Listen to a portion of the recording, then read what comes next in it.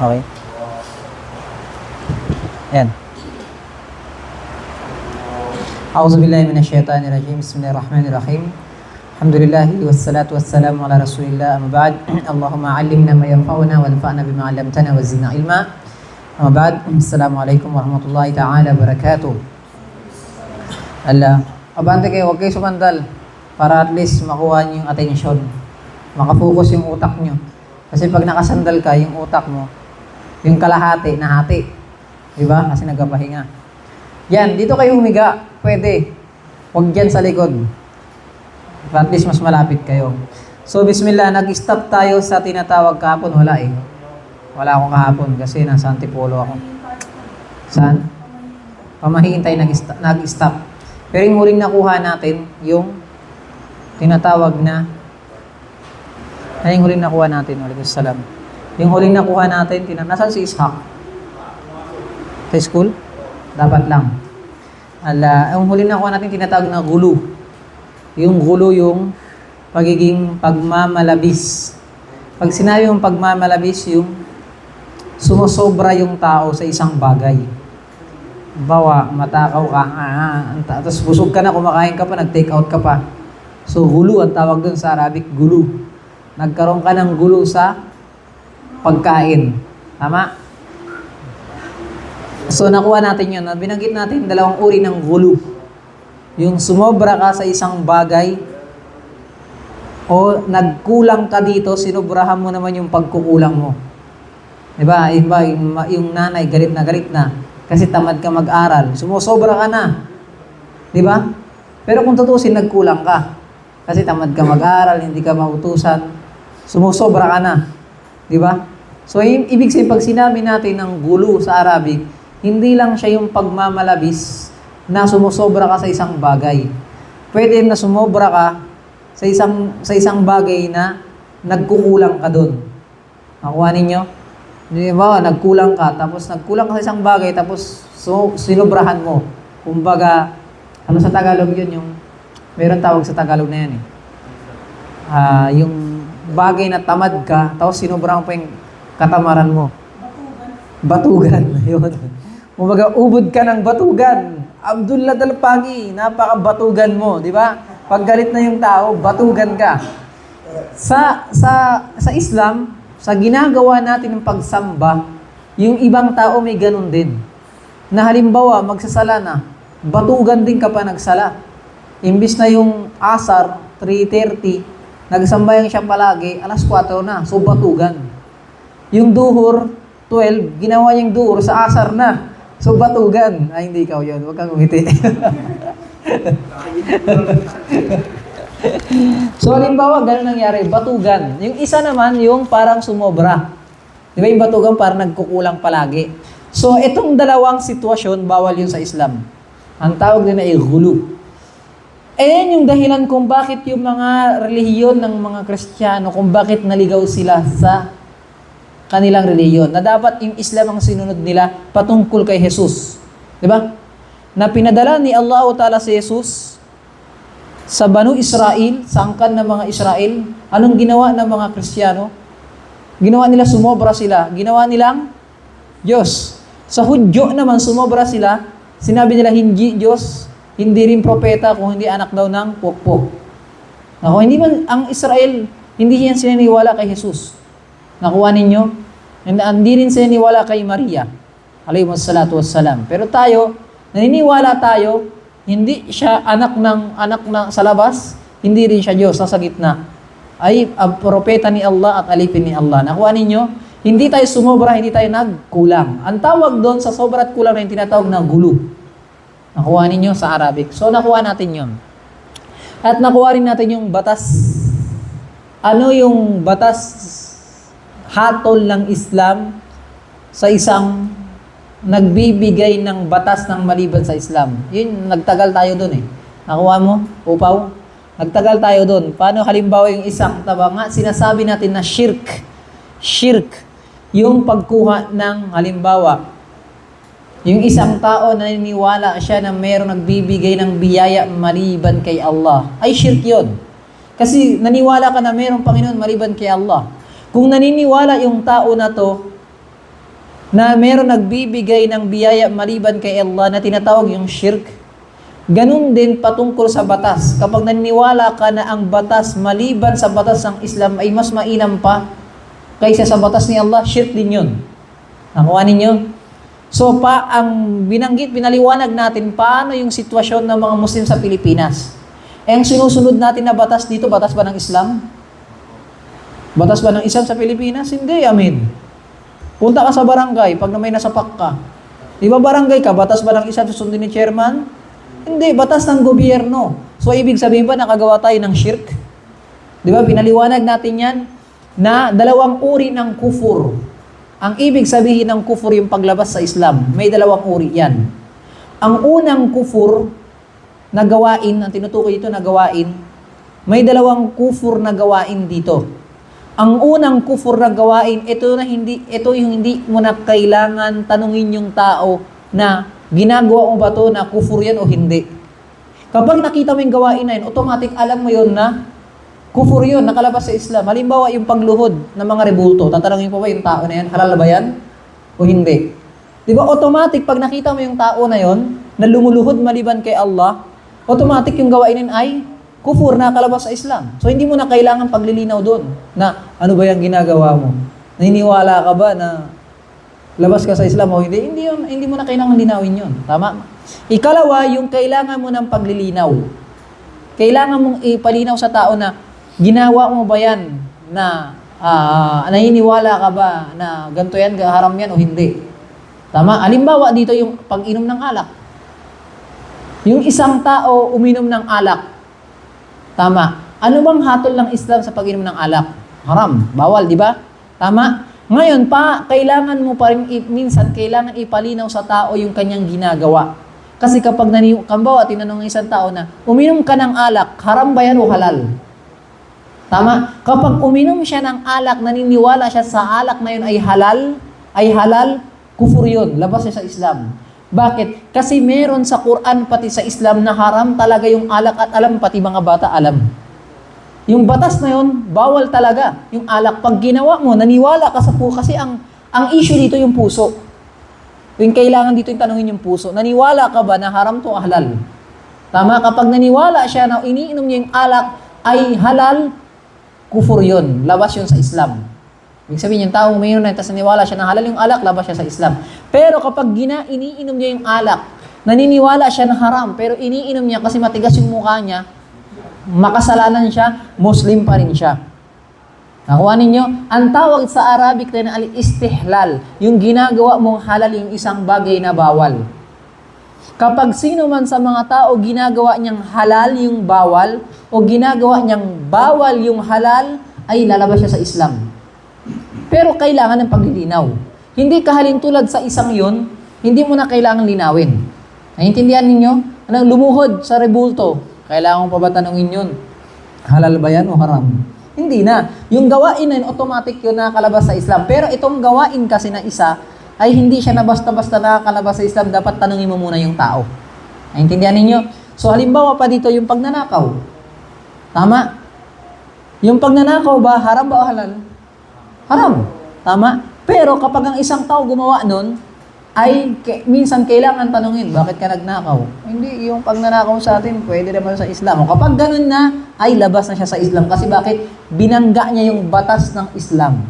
Basta sino man binangga yung batas ng Islam, nasa dalawang uri yan. Kapag binangga niya na yung gawain na yun ay kufur yun, hindi mo na kailangan tanungin, ay labas sa Islam yun. Tama, yung isa naman kailangan mo tanungin. Kapag binangga niya talaga at alam yung batas ng Islam, haram halal yan, pero tinanong mo at pinaliwanag niya, kapag sabi niya na ito ay haram, at haram talaga yun, Muslim pa rin siya. Kapag ito ay halal, ay ambawa ito ay haram, pero kanyang sinasabi niya na halal yan, binangga niya yung batas ng Islam, labas niya sa Islam. Nakuha ninyo? So, itong bagay na to, yung patungko sa paglilinaw na halal ba o haram yan, ay pumapasok dito yung batas ng gobyerno. Bakit natin sinabi? Bakit natin pinasok yun? Kasi nga, yung batas ng pagbibigay ng batas ng maliban sa Islam, hindi ba shirk yun? Pero kailangan natin tanungin yung tao. kung naniniwala ba siya yung batas ng gobyerno mas mainam sa Islam. Kasi yung pagbibigay ng batas maliban sa Islam, hindi siya kahalintulad ng isa. Na yung kahalintulad ng pagload maliban sa rebulto na hindi mo na kailangan tanungin. Tama? Kasi yung isa na yun, hindi mo kailangan tanungin kasi pagluhod sa rebulto ay kufur yun, automatic. Pero yung pagbibigay ng batas maliban sa Islam, hindi yun pasok doon. Dito siya pumapasok na kailangan ng paglilinaw.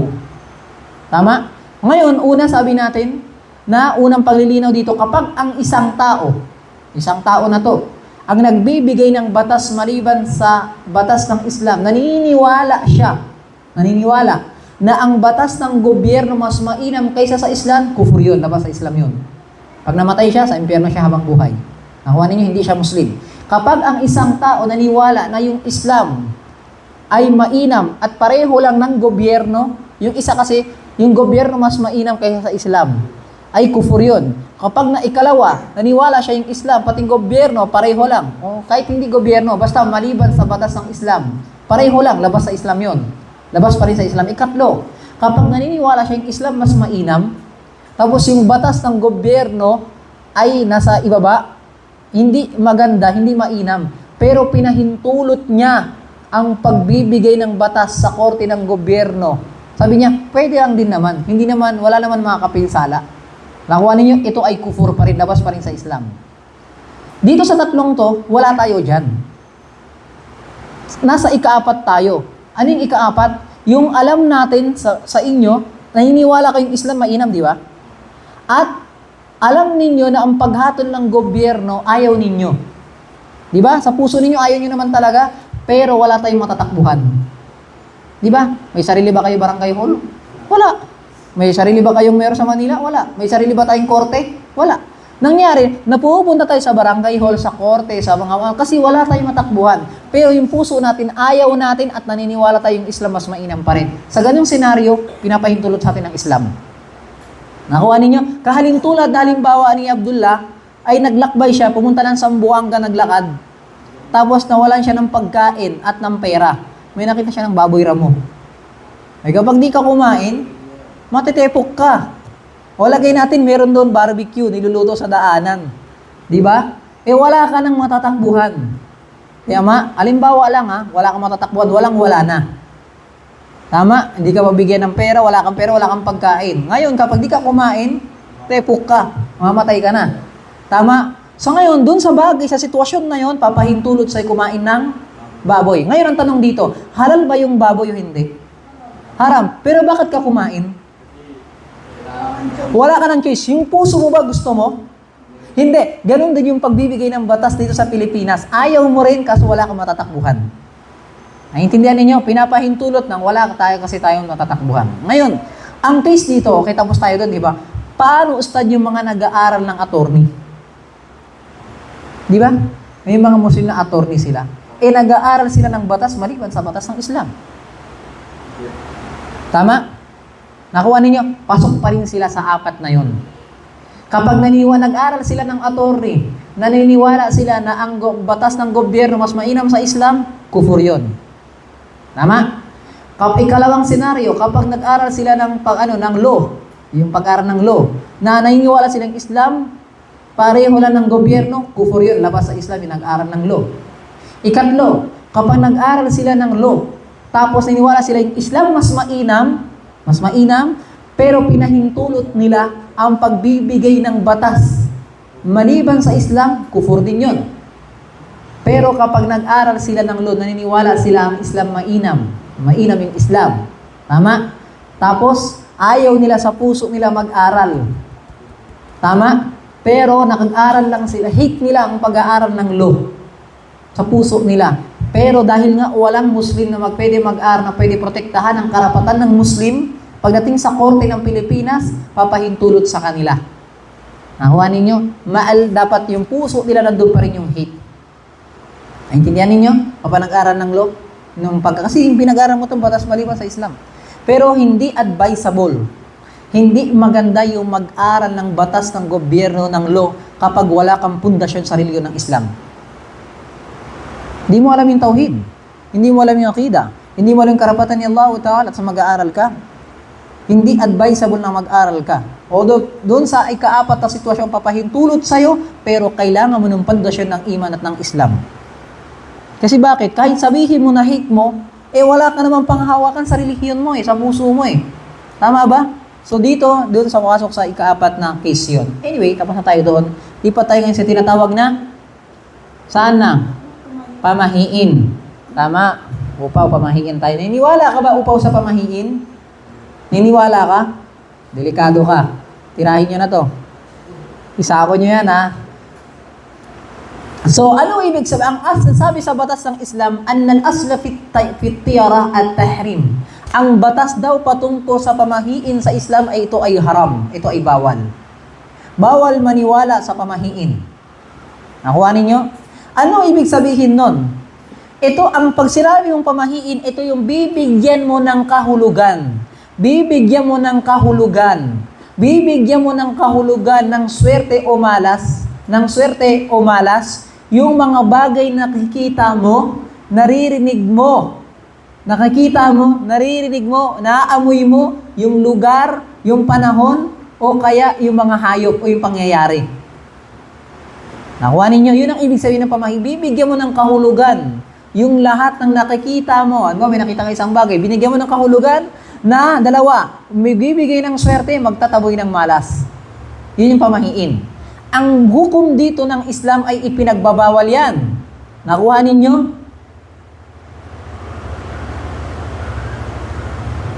Nakuha ninyo? Ay bawal ang maniwala sa pamahiin. Anong sabi ng Allah Ta'ala? Qalu ta'irukum ma'akum. Yung pamahiin ninyo ay kayo lang yung gumagawa niyan. Na nagbibigay ng interpretasyon na ito may kahulugan, malas to ba, ito ay swerte. Kayo lang yung gumagawa niyan. Naintindihan ninyo? Sabi rin ng Allah Ta'ala, فَإِذَا جَاءَتْ هُمُ الْحَسَنَةُ قَالُوا لَنَا هَذِهِ وَإِن تُصِبْهُمْ سَيِّئَةٌ يَتَطَيَّرُوا بِمُوسَى وَمَن مَّعَهُ. Sabi ni Allah Ta'ala patungkol kay Firaun. Si Firaun, kilala ninyo, di ba?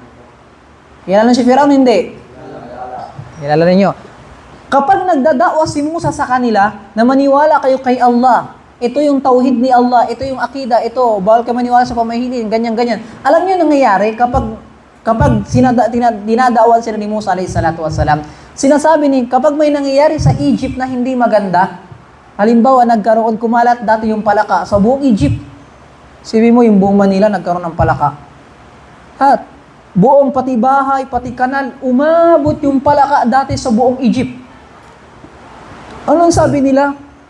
Sabi nila, itong palaka na ito, alam niyo kung bakit to nagkaganito? Nung nag-umpisa, si Musa nagsasalita patungkol sa atin na hindi maganda.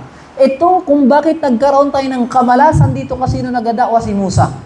Dati naman walang ganito nung wala nahimik si Musa Di ba? Ganon yung binabaliktad nila yung sitwasyon. Kung bakit nagkakaroon ng ganyang kamalasang kaletsina, kasi si Firaun, sinasabi niya Panginoon daw siya. Ngayon, para patunayan niya sa mga tao na sa tama siya, babaliktarin niya. Reverse psychology. Kung bakit nagkaganto? Si Musa yung may kasalanan nito.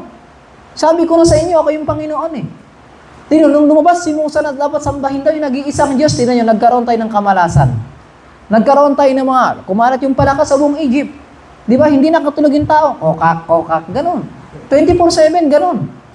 Di ba? Kayo makatulog kayo, may aso sa kapitbahay ninyo, 24/7, ganun. Yung tao nga lang, nagkakaraoke, nabubusit kayo Ano pa kayo? Yung palaka, walang tigil. Kumalat sa Egypt dati yon. Nakuha ninyo? So, sabi ng Allah Ta'ala, napatungkol, yatatayyaru bi Musa. Nagkaroon sila ng masamang pamahiin kay Musa na si Musa raw yung pinagmulan ng kasamaan. Di ba? Ganun yung mga tao Naintindihan ninyo? Kaya ang pamahiin na yon na ginagawa nila, na binaliktad nila imbes na nanggaling ang kamalasan sa ibabaw ng lupa dahil sa shirk. Dahil sa shirk na ginagawa nila, pinaparusahan sila ni Allah Ta'ala, pero gusto nilang ipagtanggol yung kanilang paniniwala sa kamari, ang binaliktad nilang sitwasyon, ikaw yung may dahilan. Nakuha ninyo? Ngayon, sa sitwasyon natin, mga tao ngayon, kapag nagkaroon sila ng pamahiin ngayon, di ba, halimbawa yung itim na pusa, di ba? Ngayon, luwas yung itim na pusa, hindi na siya lalakad. Malas ako ngayon. Biglang nadulas. Sabi na, may nalas ako Totoo, parang itim na pusa, kasi nadulas siya. Ngayon, pinagtotoo niya o pinapatotoo niya yung kanyang pamahiin sa pangitan ng isang sitwasyon lang na wala man makatotohanan. Di ba ganun nangyayari? Ganun nangyayari. Ganun ang ginagawa ng mga tao ngayon. Akala nila totoo yung pamahiin na yan. At sabi ni Propeta Muhammad sallallahu alaihi wasallam, at-tiyaratu syirkun. Ang pamahiin ay shirk. Ay shirk. At sabi rin ni Propeta sallallahu alaihi wasallam, man raddatu tiyara faqad asyraka. Sino man sa inyo ay nagkaroon ng response sa tiyara, ibig sabihin, bawa may lakad ka, tapos nagkaroon ka pamahiin, hindi ka lumakad, hindi mo tinuloy, ay nakagawa ka ng shirk kay Allah Ta'ala doon. Naintindihan ninyo? So, anong hukom ng pamahiin na to? Ha? Shimar, anong batas ng tiara? Ang tiara ay syirkun asgar. Ang unang batas niya. Nakuha ninyo? Syirkun asgar. Kasi bakit? Naniniwala naman ng isang tao na si Allah talang galing sa kanya lahat ng kabutihan. Tama? At yung kasalanan, yun yung resulta kung bakit nagkakaroon ng hindi maganda sa buhay niya dahil sa kasalanan niya. Pero, ang karoon siya ng paniniwala na dinaan ni Allah Ta'ala sa pamahiin na yung kamalasan pati swerte kaya syirkun asgar. Paano niya? Niniwala kay Allah tapos dinadaan sa isang pamahiin tapos niniwala siya. Syirkun asgar yun. Pero syirkun akbar, kapag naniwala siya na itong pamahiin siya talaga yung gumagawa ng kamalasan pati swerte. Naintindihan niyo, doon siya magiging syirkun akbar.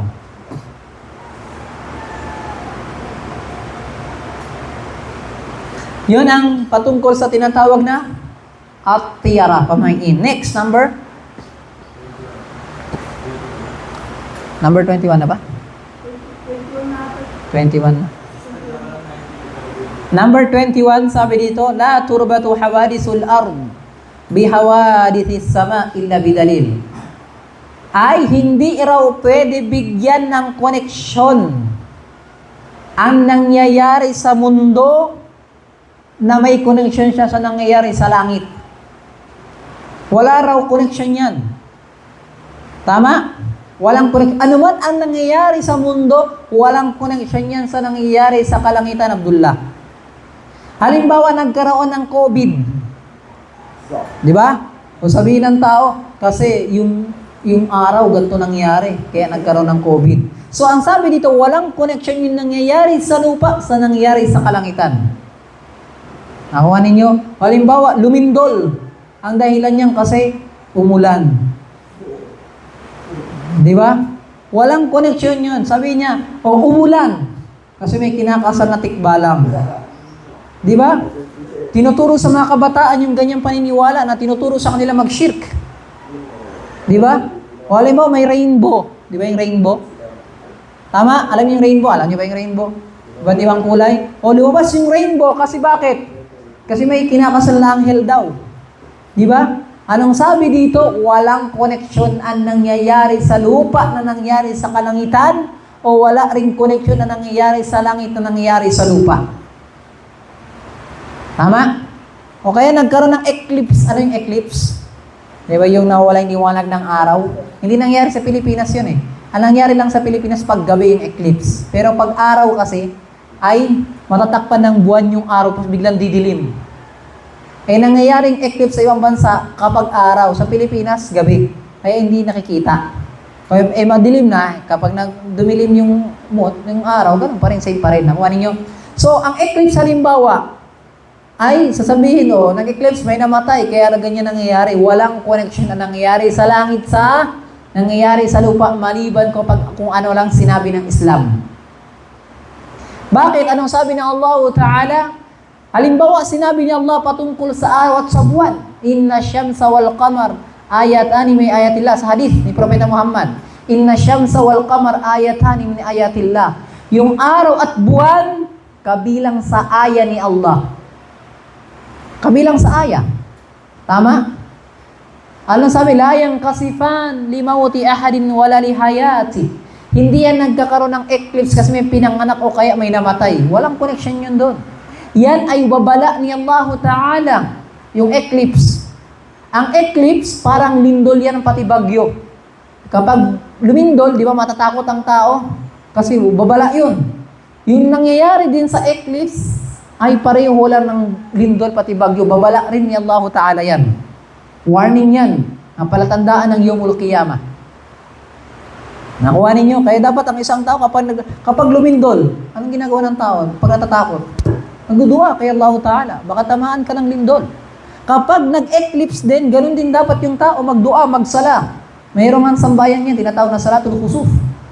Kasi bakit? Baka tamaan ka ng parusa ng Allah Ta'ala. Hindi natin alam kung ano yun. Nakuha ninyo? So yan ay ayah ni Allah Ta'ala. At sabi rin ni Propeta Muhammad sallallahu alaihi wasallam sa hadith, asbaha min ibadi mu'minun bi wa kafirun.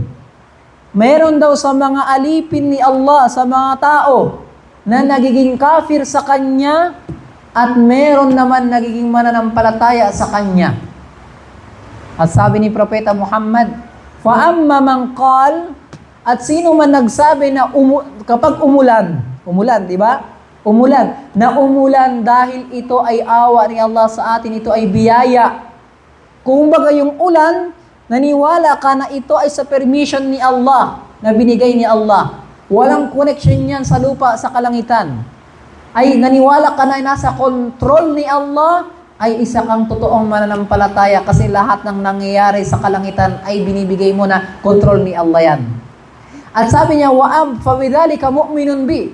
At sabi rin dito na wa'amma man kafir, wa famidhalika mu'minun bi. Wal kafir, at ang kafir naman, ang kafir, pag sinabi mong kafir dito ay hindi ibig sabihin labas sa Islam.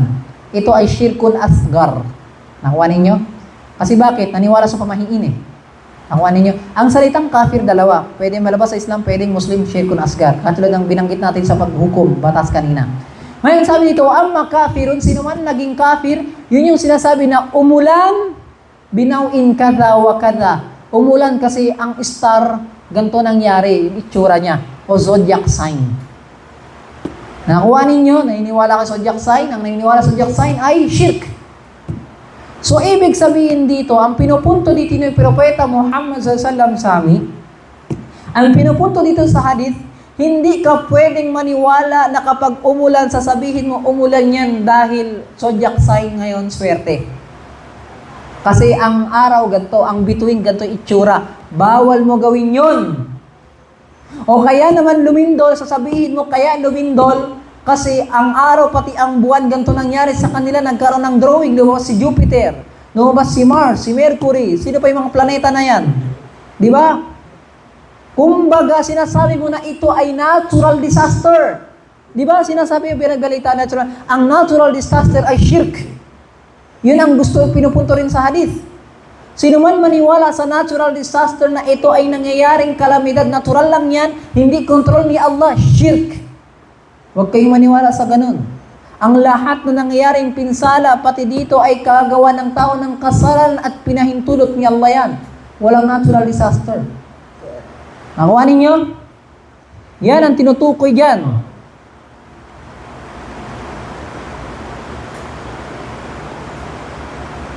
So ito ay shirk. Ngayon, shirkun akbar o shirkun asgar?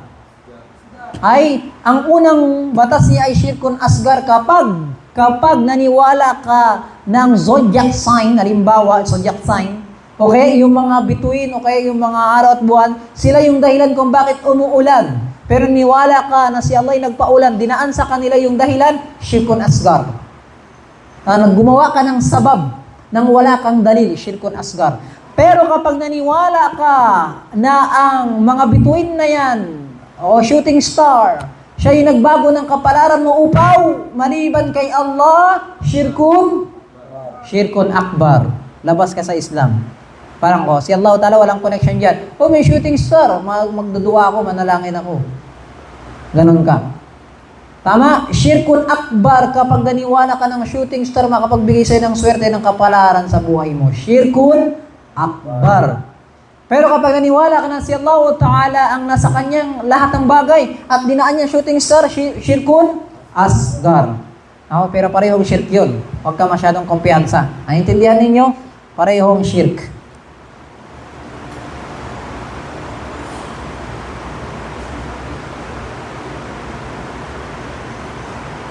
Tama? Parehong shirk yan. Tapos naiintindihan ninyo? Buksan nyo nga yung ilaw dito. Nandidilim yung paningin ko eh.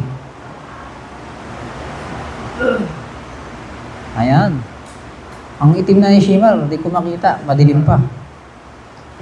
Next, number 22. Memorize nyo ba yung 1 to 22? Xerox machine ba kayo? Dapat alam nyo, 1 to 22, kapag na-memorize nyo yun, hindi na kayo mariligaw sa tauhid, sa akida. Hindi ka na magpapa-scam sa panghuhula. Di mo na ako maloloko. Pag-aralan ko sa masjid yan. Alam ko yung akida, alam ko yung tauhid. Di ba? Hindi ka na ma-scam. Umulan. Sa Allah Ta'ala ka galing. O, di ba? Hindi na kayo ma-scam. Di ba?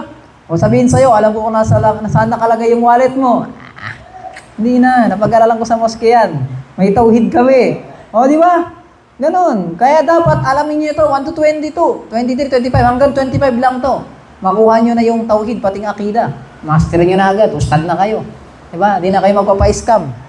Sa'yo sa mga hula, scammer ka ha. Hindi na ako magbayad sa'yo, hindi kita pwede paringgan. O yung zodiac sign, shirk. Diba? Hindi ka nagpapa-shirk yan, Sami. O si Shami, memorize niya yung tauhid eh. Na-master niya to, na-perfect niya ng testo eh. Diba? O, hindi na magpa-scam si Sami sa mga manguhula. Okay, pag may dumaan sa'yo dito, Sami, magdua tayo. Kailangan gumawa ka ng ombo sa bahay. Scam.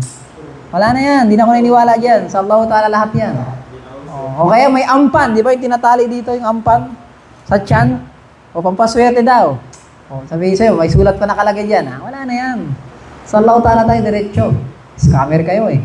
Di ba? Kung pampaswerte pala, bakit binibenta?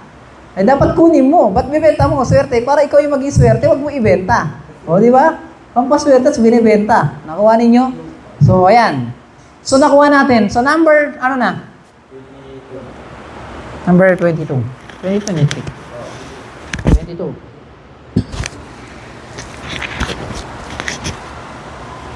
Number 22. Tandaan ninyo lahat ng ginagawa ninyong kabutihan, lahat ng ginagawa ninyong mabuti, hindi yan tatanggapin ni Allah Ta'ala. Kahit magpakamatay pa kayo. Maliban dapat dumaan kayo sa dalawang bagay. Yung fasting mo, kahit magutom ka pa sa buong Ramadan ng isang buwan, hindi yan tatanggapin ni Allah Ta'ala. Maliban dapat nasa dalawang bagay dumaan ka. Kapag hindi ka dumaan sa dalawang bagay, kapag isa-isa lang, hindi yan tatanggapin ni Allah. Naintindihan ninyo? Anong una? Illa ma kana khalisan. Dapat yung nasa puso mo, si Allah Ta'ala. Ginagawa mo yan, yung mabuti na yan, para sa Kanya. Wala dapat kasama si Allah sa puso mo. Nag-fasting ka, Hamid, dapat yung nasa puso mo yan, ginagawa mo para kay Allah. Naintindihan nyo? Kasi once na ginawa mo yan, na merong kahalo, si Allah, tapos si girlfriend, ay hindi yan tatanggapin ni Allah. Ayaw niya na may kasama siya. Gusto niya Allah Ta'ala siya lang. Dahil Panginoon siya. Hindi nga natin tinatanggap na sinasamba natin, sumasamba ka maliban kay Allah, tatanggapin mo sa puso mo na meron iba. Di ba? Naintindihan ninyo? Ayaw mo nga tanggapin na lumuhod ka maliban kay Allah. Tapos tatanggap ka sa puso mo maliban sa Kanya. Dapat pag gagawa ka ng mabuti, tandaan ninyo, mag-fasting, magsala, magtarawi, magzakat, maghaj, magsadaka. Dapat ang sa puso mo si Allah Ta'ala lang. Naintindihan ninyo? Anong sabi ni Allah Ta'ala sa Quran? Faman kana yarju liqa'a rabbih. Sino man sa inyo na umaasa kay Allah sa kabilang buhay, na makikita mo si Allah at bibigay niya sa iyo lahat ng mga sakripisyo mo ng mabuti. Anong sabi ni Allah? Ay, falyamal amalan saliha, ay dapat gumawa ka ng mabuti. Tapos dinugtungan niya, wala yushrik bi ibadati rabbih ahada, at huwag kang gagawa ng shirk sa puso mo. Na may mabuti, tapos magpapasok ka ng iba, hindi tatanggapin ni Allah yan. Nakuha ninyo? Tama? Dapat wala sa puso mo. Hindi ka pakitang tao. Gusto mo pinupuhi ka lang. Masya Allah, ang sipag. Masya Allah, nasa seminar. Di ba? Kapag sino man nasa puso niya, gusto niya purihin lang siya ni Allah, hindi kita kailangan. Intindihan ninyo? Hindi kayo kailangan ni Allah Ta'ala. Sabi ni Allah Ta'ala, وَمَا أُمِرُوا إِلَّا لِيَعْبُدُوا اللَّهَ مُخْلِصِينَ لَهُ الدِّينَ. At hindi tayo inutusan ni Allah na gumawa ng pagsamba. Maliban na lamang na dapat yung pagsamba na to ay dapat ikhlas ka kay Allah Ta'ala. Yung puso mo ay para sa Kanya lang. Nakuha ninyo? Yan ang tinutukoy yan. At ikalawang kondisyon, ay dapat yung ginagawa mong mabuti ay dapat naaayon kung paano yan ginawa ni Propeta Muhammad. Kung paano siya nag-fasting, ay dapat ganun ka rin. Paano siya nagsala, dapat ganun ka rin. Hindi pwede mag-imbento ka ng fasting mo. Hindi pwede mag-imbento ka ng sariling sambayang mo. Hindi rin pwede mag-imbento ka ng sariling ng sariling zakat mo, ng sala mo. Tama? Ilang rakat ang Maghrib? 3, di ba? Hindi pwede nang ikhlas ka kay Allah, 2 rakat Maghrib. Pumasa yung puso mo. Pumasa yung puso niya. Yung rakaat ba? Ganun ba yung ginawa ni Propeta Muhammad? Hindi. So dapat, okay yung puso mo, okay yung ginagawa mo. Tama? Hindi pwede, nag-fasting ka. Half day lang ako ngayon kasi pagod ako mamaya. Hanggang alas 12 lang yung fasting ko. Ikhlas ka naman. Ikhlas naman ako kay Allah. Ba't mo ko hinahatulan? Don't judge me. Di ba? So dapat kang hatulan sa dalawa. Sa puso at sa gawa. Hindi pwede sa puso lang.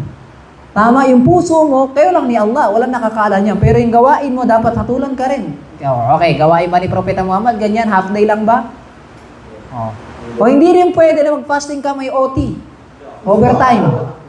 Fajar hanggang gagawin mo 9 p.m. OT ako ngayon. Mamaya na ako magsahul. Di ba? Mamaya na ako mag-iftar pala. OT ako ngayon. Di pwedeng ganun.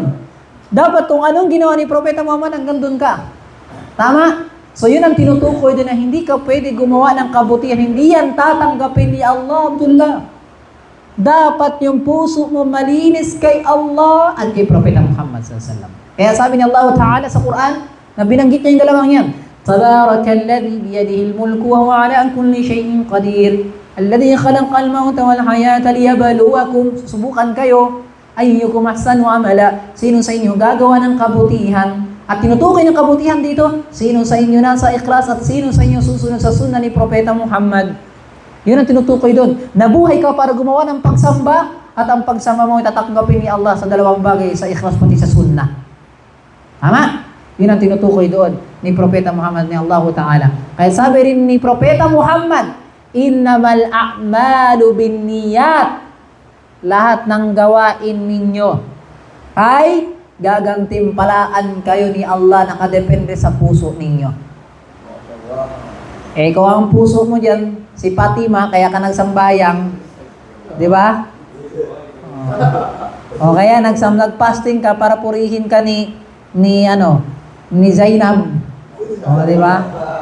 O nagsala ka ng tarawih, pinahaba mo pa yung boses, pinaganda mo pa yung boses mo. Ghayril maghdubi alayhim waladdallin. O, di ba?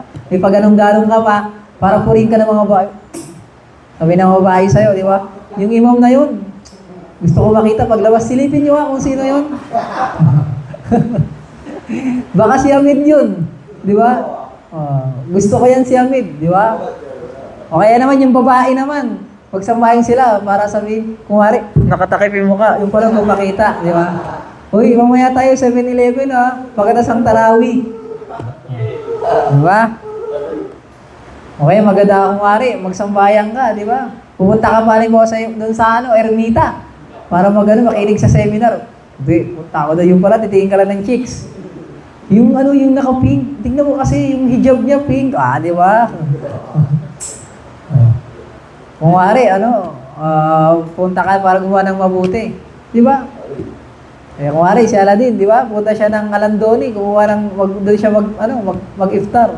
Kasi ikhlas siya. Dito ako mag-iftar. Yung pala, maghantay siya dumaan ng chicks doon. Sabi niya kay Asmi, yung nga yun, di ba? Punta tayo doon, maraming chicks doon, di ba? So, yun. Innamal a'malu binniyat, lahat ang ginagawa ninyong mabuti, gagantimpalaan kayo ni Allah sa inyong puso kung anong niyat ninyo. Di ba sinabi natin niyat nakaraan? Di ba? Kapag nag-niyat ka, kaya ka nag-fasting, para lang sabihin na purihin ka ng tao, wala yun. Kaya nga meron sa kabilang buhay, iuhulog ni Allah Ta'ala sa impyerno yung 3 tao. Iuhulog ni Allah Ta'ala sa impyerno yung 3 tao. Sino yun? Unang-unang ihulog ni Allah Ta'ala din yung ustad. Pati yung estudyante sa madrasa. Iuhulog ng impyerno ng Allah Ta'ala sa impyerno yun. Yung ustad, pati yung nag-aaral sa madrasa. Paano pa kayo hindi nag-aaral? Diba? Mas lalo na. Ngayon, ang sasabihin nila sa Allah Ta'ala sa kabilang buhay, Ya Rab, ta'allamtu li ajlik. Nagmadrasa ako, Ya Allah. Nag-aral ako ng Islam. Nagustad ako para sa'yo. Sasabihin ng Allah Ta'ala sa kanya, Kadhabs. Sinungaling ka. Nag-aral ka ng madrasa para sabihin na, Masya Allah, Ustad na si Hamid. Masya Allah. Diba? Pumunta ako, Ya Allah, ng seminar. Doon, kay Ustad Mahdi. Para sa'yo, Ya Allah. Sabihin sa'yo ng Allah, Kadhab, sinungaling ka. Iba yung niyat mo, kaya ka pumunta doon. Ihulog ka. Okay, sabi ng Allah, ihulog na ito sa mga to sa Jahannam. Liyukal, nag-aral ka na, nag-seminar ka, para sabihin nila, Masya Allah, Ustad ka na. Masya Allah, nakikinig ka sa masjid. Sabihin ng Allah Ta'ala, itapon yan lahat sa Jahannam. Ganon, yung mga tao nag-aaral. Kasi yung puso nila, kaya pala nila ginagawa yon para purihin sila ng tao. At ikalawang iuhulog ni Allah Ta'ala sa impyerno, yung nagbabasa ng Quran. Yung nagbabasa ng Quran. Di ba? Tatanungin siya ng Allah Ta'ala, "Lima ta'allamta al-Quran?" Bakit ka nag-aral ng Quran? Ya Allah, nag-aral ako para sa'yo. Kadhab, sinungaling ka. Nag-aral ka para sabihin ang ganda ng boses mo. Nag-aral ka ng Quran para sabihin na, sa Dakota purihin ka na ito, hafiz. Ito, ganto, para sabihin, waqad qil, pinuri ka na. Pinuri ka ng tao, ano pang inantay mo sa akin? Di ba gusto mo lang purihin ka? Nakuha mo na yung papuri ng tao sa mundo, ano pang mo sa akin? Wala na. So, itapon sa impyerno. Subhanallah, zubillah. Ikatlo, yung taong namatay sa gera, na ang ginagawa niya, pinagtanggol niya yung Islam. Pagdating sa kabilang buhay, 5 jihad. Bakit ka nakipaggera? Ya Allah, nakipaggera ako para proteksyonan ko yung Islam, yung relihiyon mo. Yung mga Muslim, inaapi. Yung mga Muslim, inaalipusta. Tapos ngayon, ginagawa sila, ganito ginawa sa kanila. So, nag-jihad ako. Sabi ng Allah Ta'ala, Kadhab, sinungaling ka. Para sabihin na matapang ka. Yun lang ang gusto mo, purihin ka. Pupunta ka ng Tarawih para sabihin na malakas na tao ka lang. Pupunta ka ng Tarawih para lang sabihin na Masya Allah ka, mabuting tao ka, religyoso ka. Para lang purihin ka ng tao, Kadhab, sinungaling ka. Yun ang totoo. Pinuri ka na ng tao, ano pang inaantay mo sa akin? Pumunta ka ng seminar dito sa Dakota. Di ba? Ang para lang sabihin ng tao sa'yo, estudyante ni Ustad Mahdi yan. Para lang ganun lang, pinuri ka na. Okay na, pasok mo sa impyerno to. Natapon ka ng Allah Ta'ala sa Jahannam. Auzubillah. Sipin ninyo, dahil lang yung puso mo nagbago, nagsakripisyo ka, nagpagutom ka sa buwan ng Ramadan, napagod ka, tapos umupo ka dito, tapos sa impyerno ka lang pala ipapasok ng Allah Ta'ala. Nakuha ninyo? So, auzubillah. Gusto lang purihin. Yan ang sakit ng tao. Gusto nila, pinupuri sila palagi.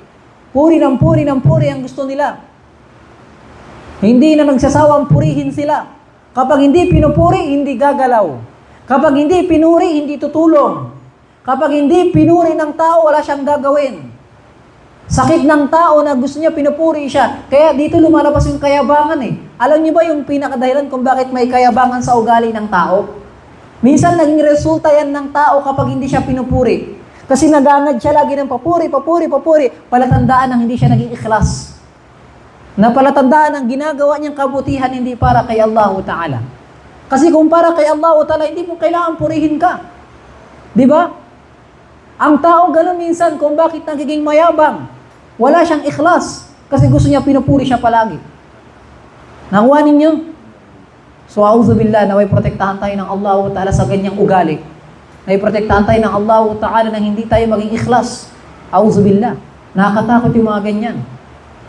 Ganyan yung mga gawain ng mga munafiqun. Sabi ng Allah Ta'ala, yuriduna ay yuhmadu ma lam yaf'alu.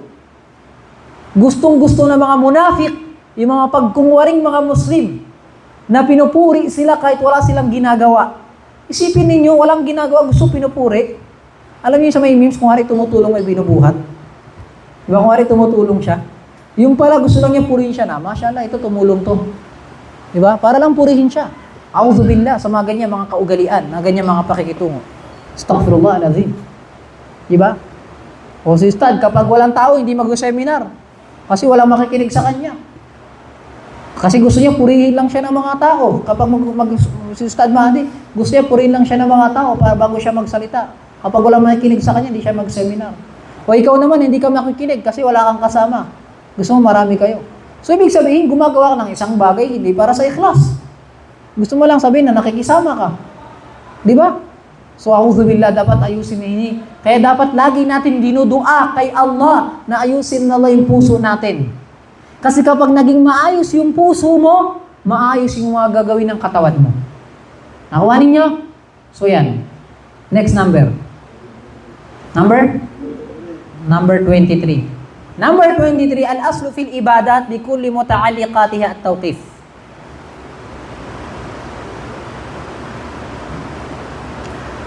So, ang ibada, ano ulit yung ibada sa Tagalog? Anong ibada? Anong ibada sa Tagalog? Pagsamba. Ang ibada ay pagsamba. Nakuha ninyo?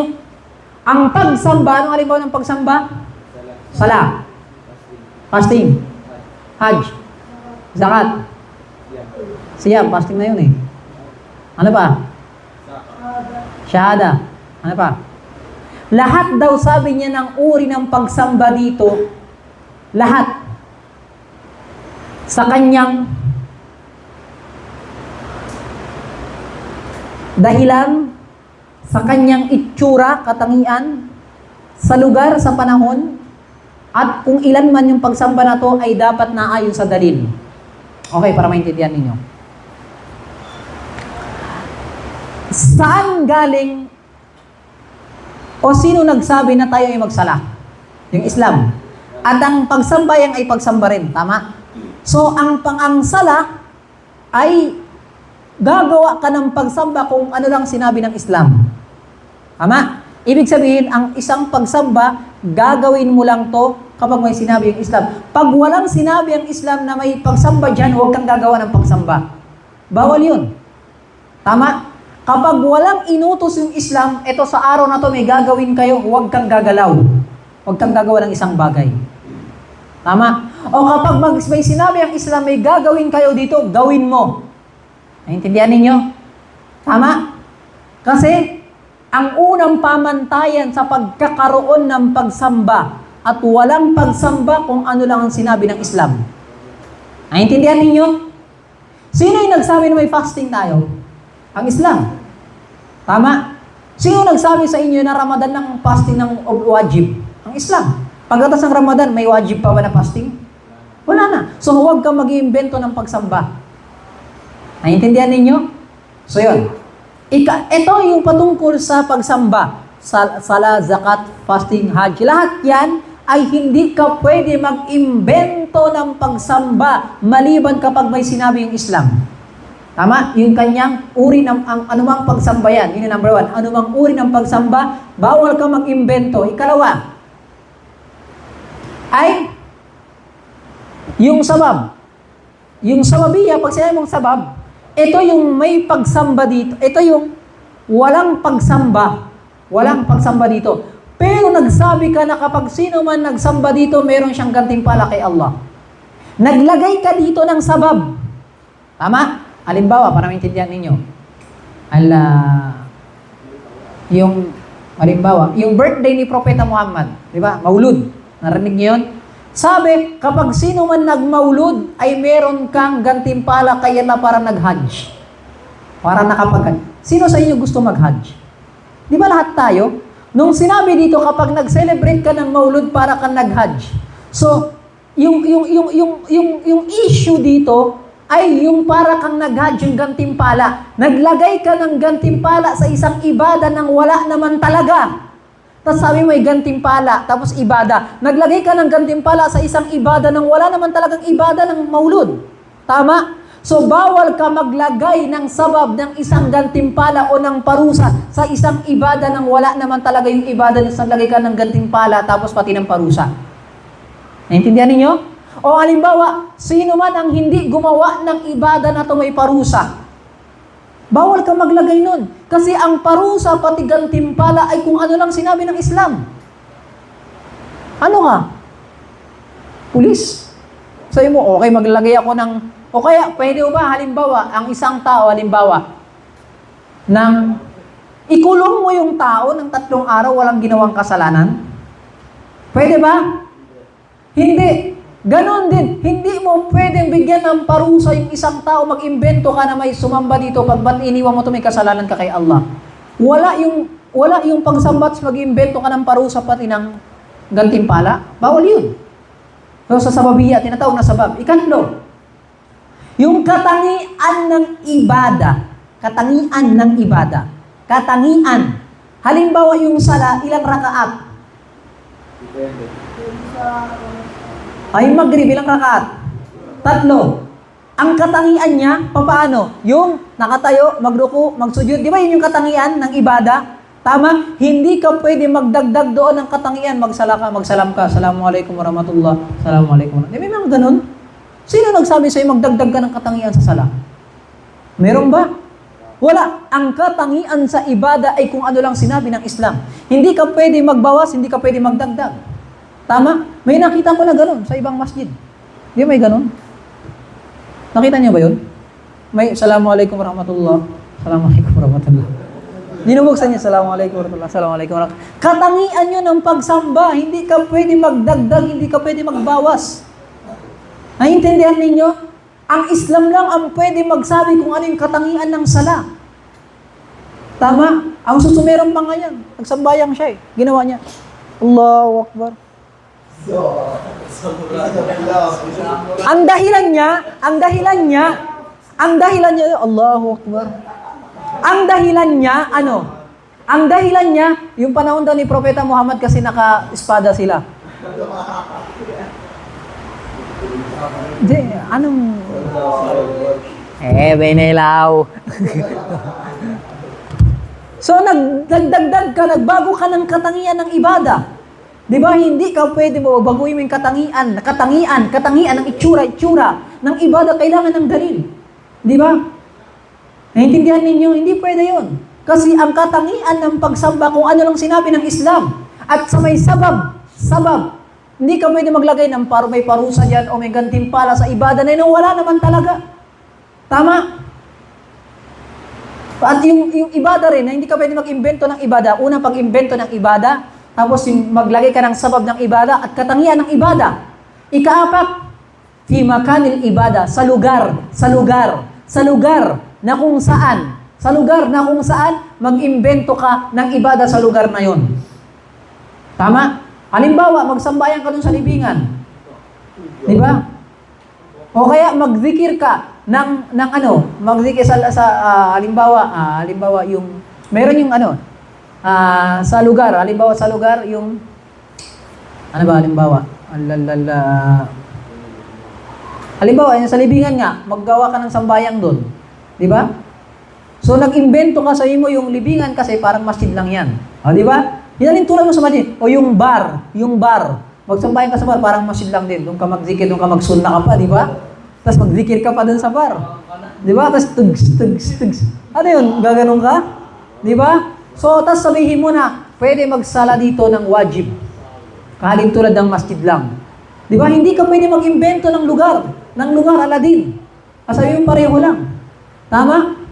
O gagawin mong cover, yung cover code, gawin mo parang masjid lang. Yung gantimpala, halimbawa, ng paglaro ng Ramadan Cup, diyan ay pareho lang sa masjid. Maglagay ka, hinalintulad mo halimbawa, yung pagsala sa masjid, kahalintulad sa court ng wajib. Ay yung paglaro ng basketball, kahalintulad ng wajib. Malakum kayfa tahkumun. Ba't kayo ganyan magbigay ng hatol? Am lakum kitabun fihi tadrusun? Meron ba kayong Quran maliban kay Allah? Meron ba? May Quran ka ba, Asbi?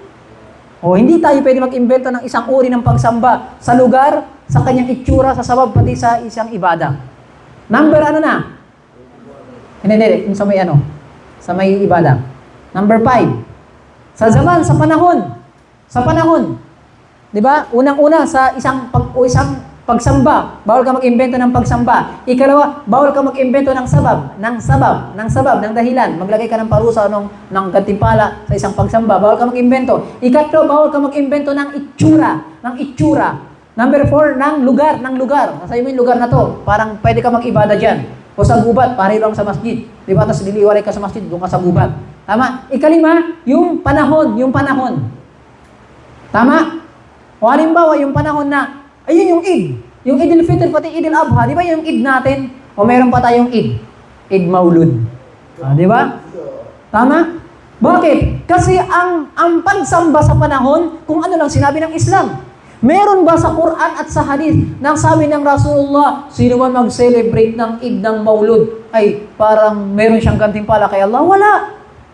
Walang diretsyo sa sunnah sa Quran ng ganyan. Yung mga tao nag-iimbento lang. Alam mo kung paano sila mag-imbento?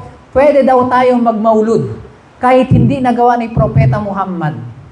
Bakit? Kasi daw, yung jeep, wala naman daw sa panahon ni Propeta Muhammad. Eh di sana, hindi tayo nag-jeep. Nag-invent. Kasi bakit? Hindi naman sila nag-jeep eh. Yung maulud, ganun daw. Hindi nila ginawa, so pwede natin gawin. Binilaw.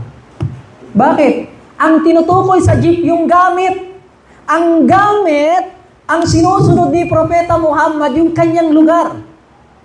Eh kung may Bugatti pati Ferrari sa panahon ng Rasulullah, gagamitin niya yung Ferrari. Di ba? Ibig sabihin, pagdating sa gamit, magkaiba yung gamit, pati yung paniniwaing sa ibada. Yung ibada, paniniwala, salita at gawa. Yung gamit, ang sinunod ni Propeta Muhammad, yung kanyang lugar. Bakit siya sumakay ng camel? Kasi yun yung meron doon. Di ba? At saka ilang panahon na kung saan meron binaba yung Quran, 23 years, di ba? Kay Propeta Muhammad. So 23 years noon, pwede naman siya mag-celebrate hindi ako nakapag-celebrate ngayon. Next year tayo mag-celebrate kasi nalimutan ko. So 23 years, ba't hindi niya ginawa? Ibig sabihin, walang ganun sa Islam. 23 na paulit-ulit, ilang taon? Ikaw ba, ilang taon ka pinanganak? Malilimutan mo ba kapag mahalagang bagay sa'yo? Kung mahalagang bagay sana yung maulud, sa 23 years, sana hindi niya kanilimutan. Tama? At wala sa hadith ni Propeta Muhammad na yung maulud. At binabi natin, kabilang sa dahilan kung bakit naligaw yung mga tao, anong dahilan natin? Yung pagdakila nila sa picture, sa rebulto, sa litratos, ginawa ng birthday pati death anniversary. Hindi na sang Kristiyano. Anong ginawa nila? Picture, rebulto, birthday. Salamat.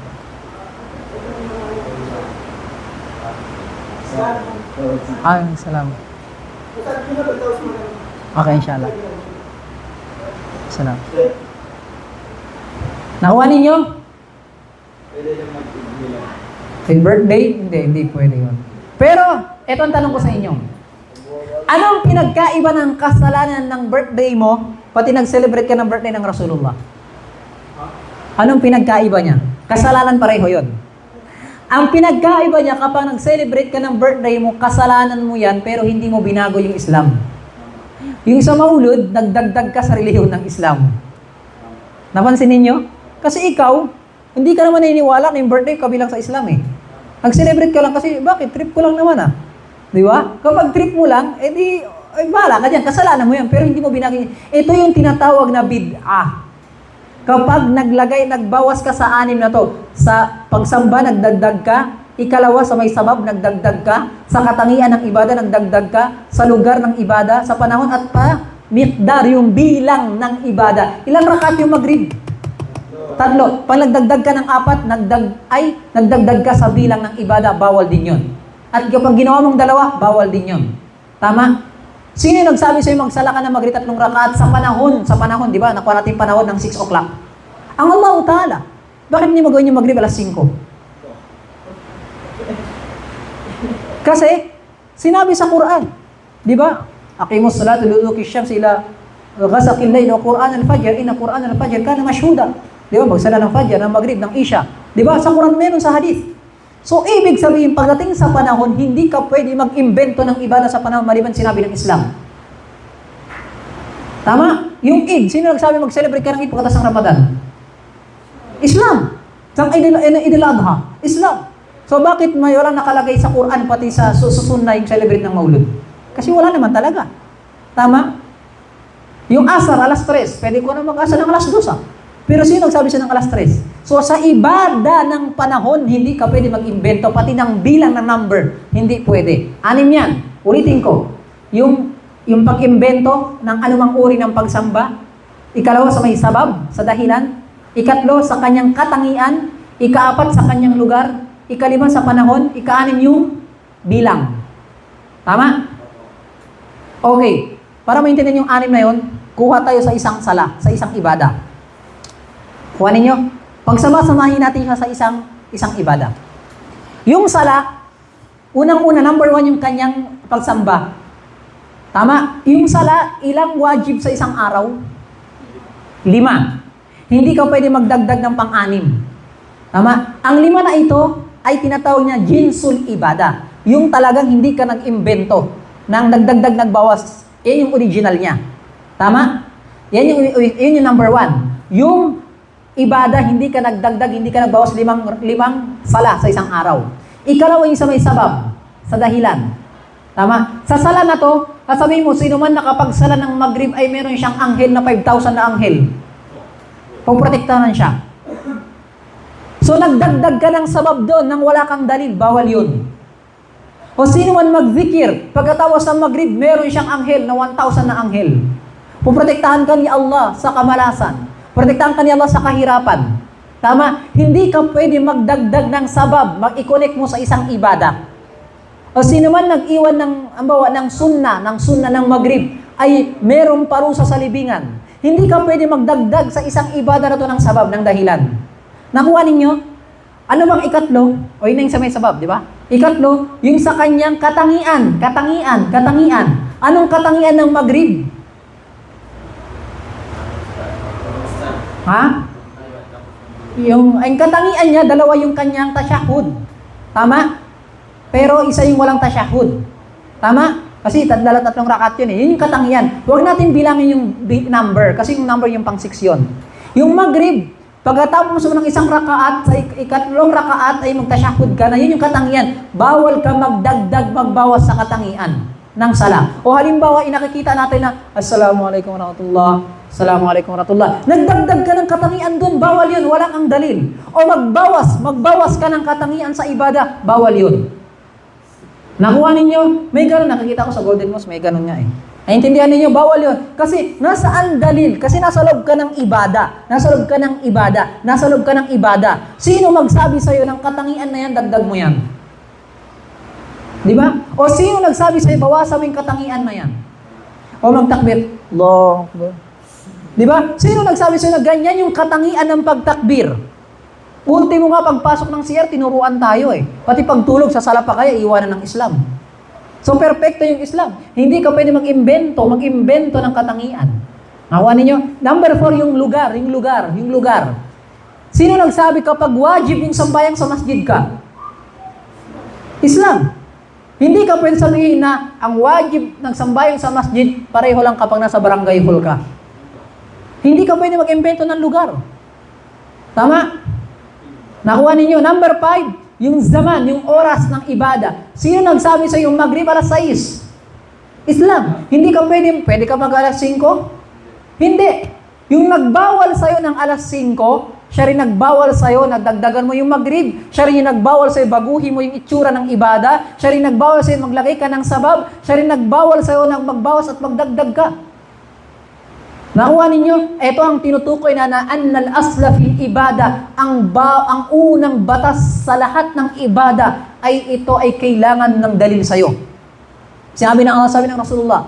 At ang magbago ka, isa sa anim na ito, magdagdag ka, magbawas ka, magdagdag o magbawas, ito ang tinatawag na bid'ah. Alam niyo na yung bid'ah? Kapag nakarinig kayo ng bid'ah, yung anim na yon baka binawasan o dinagdagan. Nakuha ninyo?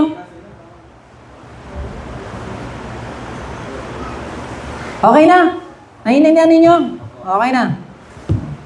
Makagalit lang ako dito eh.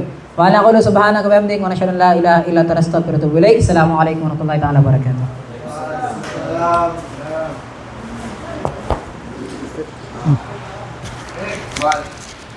Ah.